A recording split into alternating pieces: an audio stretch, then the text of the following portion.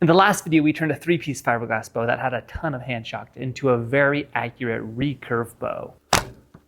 Nice. Today we're doing a throwback to this Osage core bamboo backed bow. I made this one about 3 years ago and it was really popular when I made it. It's a recurve bow with horn tips. Welcome to Bows Reimagined, episode 5.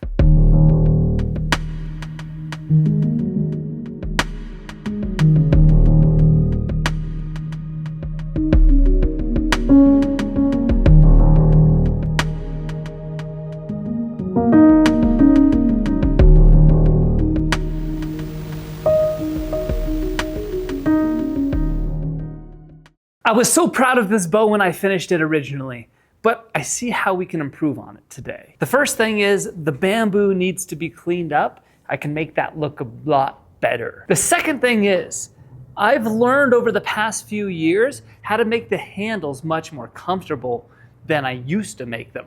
So by putting my hand in this, it feels a little bit bulky just based on how I designed it. So I think we'll add a fingertip overlay on the back to add a little bit more thickness, and then I will reshape the handle so that it doesn't dig into specific parts of the hand. This bow barely got to my draw length when shooting it, so this will probably be for somebody with a 27-inch draw length or below. The bow I built in the last video, I'm giving away, so if you haven't entered in the giveaway, today's the last day. Kramer, Ammons, Archery.com, you'll see it right there on the front page. And then lastly, the moisture content in this Osage was just about 2 to 3% higher than when I should have built the bow. What that means is this shot very good, but as it dried out, the tiller changed. So we're gonna need to retweak the tillering. It's not far off, but we need to retweak it so that it's back to its original awesome shooting bow. I could leave this bow how it is, but I imagine how it could be better. That's why we're here, to bring new life to old bows.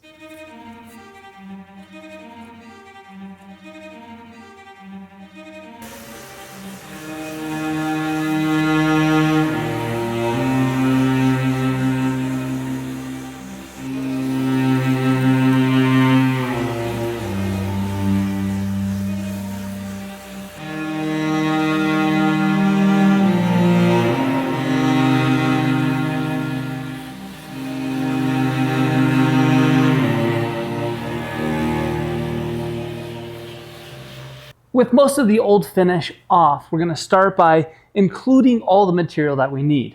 So I glue everything onto the bow and then you can build out the bow from there. In this case, since everything's together except one piece, all we need to do is put a fingertip overlay on. All that is an extra piece of material right here on the back of the bow. To do that, we need to flatten this bamboo so that there can be a nice, clear gluing surface. I'm gonna use a thin piece so that it can be curved if it needs to, it'll be able to flex. At least we need it flat for good adhesion.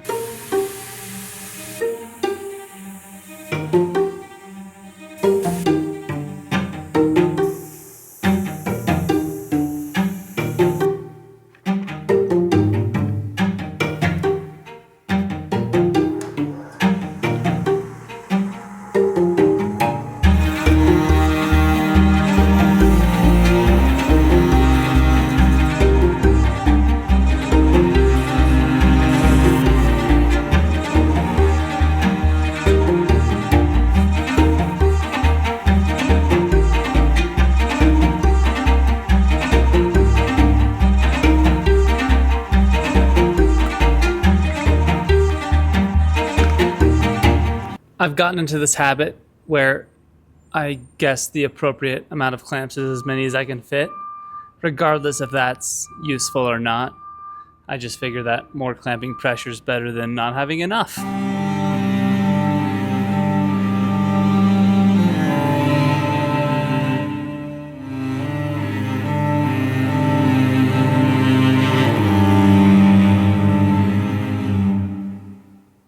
I had an unbelievably awesome weekend, but that's besides the point. What matters is that we're back, it's time to clean this up, and to see how it bends. Once we determine the adjustments that need made, we can make those. And then it's fine tuning and shooting, and hopefully this turns out great. Let's find out now.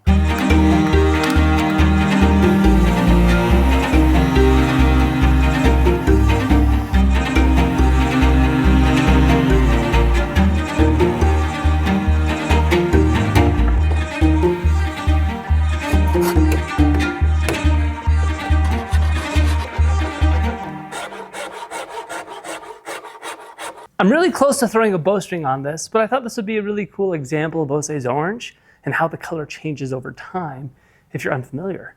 So check this out right here. This is after I sanded off that top layer. This is what I haven't sanded yet. You can see the deep, rich orange color on one side that happens after a finish is applied and a few years pass.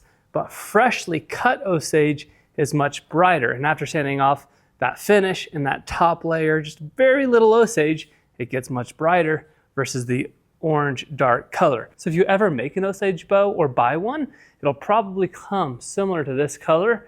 And over time, it's gonna get this really cool, aged, dark, beautiful look.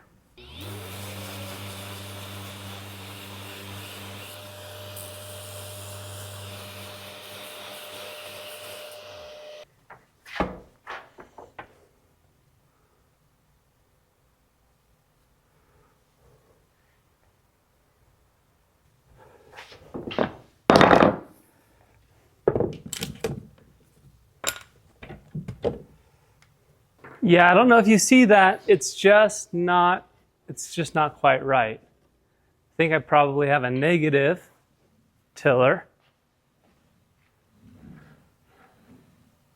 But what a cool bow.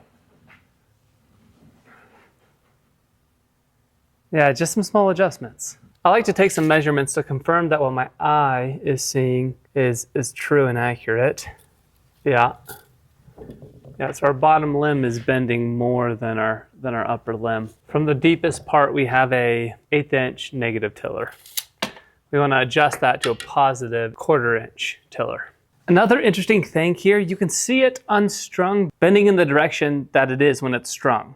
And that stores less energy when you shoot it, but sometimes it creates a smoother bow. There's that trade-off with bows. That wasn't originally intentional. It was because of having too much moisture in the wood on the original build. And then it set in that location. And that's what we call it, is bow set. And this bow has more set than many other bows because of the high moisture content when originally building this bow. So we can take a moisture meter and measure, and we're super low, like 3% now. Generally, for Osage, I like to be under 8%. And when I built it, I'm assuming it was around 12. I don't think at the time I tested it. In other words, this won't set anymore, really. It's gonna be pretty solid because of already shooting it and how it was built previously.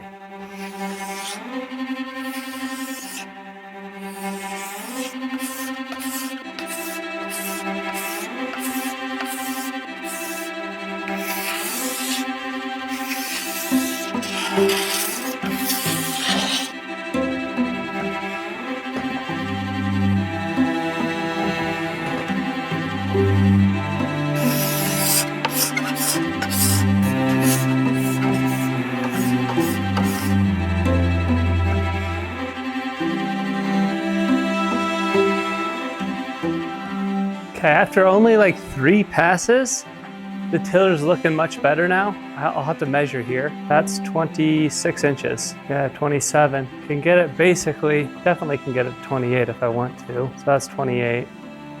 Such a cool looking bow. The bend's looking pretty even. Well, that's good news. I think we're pretty close. Okay, so we got like an 1/8 inch positive tiller. Can draw it basically. I have like 29.5 inch draw length, so I don't want to hit it all the way back because of the bow being so small. But I don't want to overstretch a wood bow. Yeah, when strung, we're like at 55 inches. So you're talking like a 58 inch, 59 inch AMO. Okay, I'm just gonna remove a little bit more and then try it again.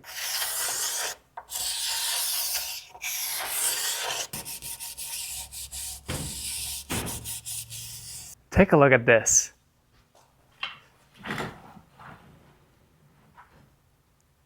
There you go, 27 inches. It's looking super good.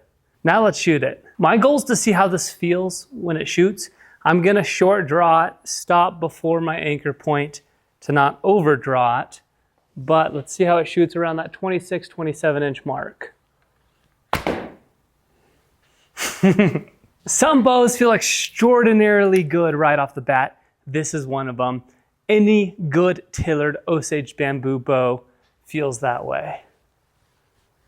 I will say though, if you don't have access to Osage, it is not a cheap wood to get. I'm doing a future project and I just purchased a stave and it was like $250 to deliver it to my doorstep. Just the raw material, bark on it and everything.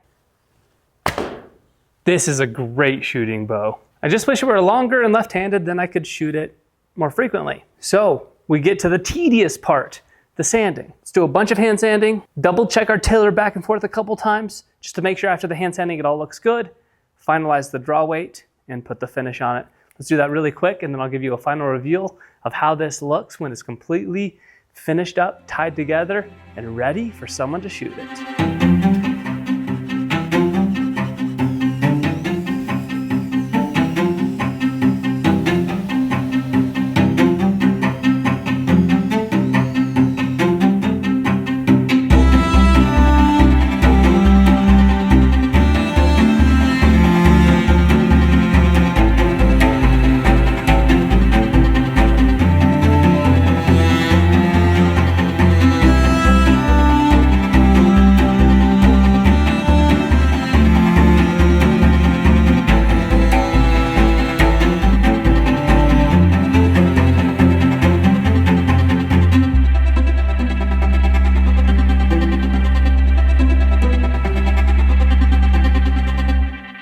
Even after redoing this bow, it doesn't make the cut. I'm not gonna sell it. From a bowyer's perspective, here's why. I don't trust it enough. And that's for a couple reasons. But the main one is that the bamboo is now thicker than the Osage. So the core material is less mass than the bamboo. So this is primarily a bamboo bow. And I've made full bamboo bows and they don't last over time. And so there's such little amount of Osage on this that it's not gonna be great under compression, especially the more it's shot. The other thing is when I glued this up a long time ago, there's some really decent sized glue gaps. Shouldn't be a problem for shooting it, but it's just not to the quality that I would like if I were to sell it. So I'm gonna keep this one for myself. Or actually, my wife could probably shoot this one pretty good. I really like the style. I really like how it turned out. It just doesn't make the cut to be able to give it to one of you guys. But I do have that bow giveaway going on right now, KramerAmmonsArchery.com, so check the website so that you can get entered. The end of today is the last day on that, and I'm sure I'll do more in the future. So if you wanna just go to the website, if you're watching this later on, you can enter your email on my website and I'll let you know about those things. It's a pleasure to make bows. It's an honor that you watch me make bows, and I'm excited for what we have coming in the future. I will see you soon on the next video. My name's Kramer Ammons. It's been fun.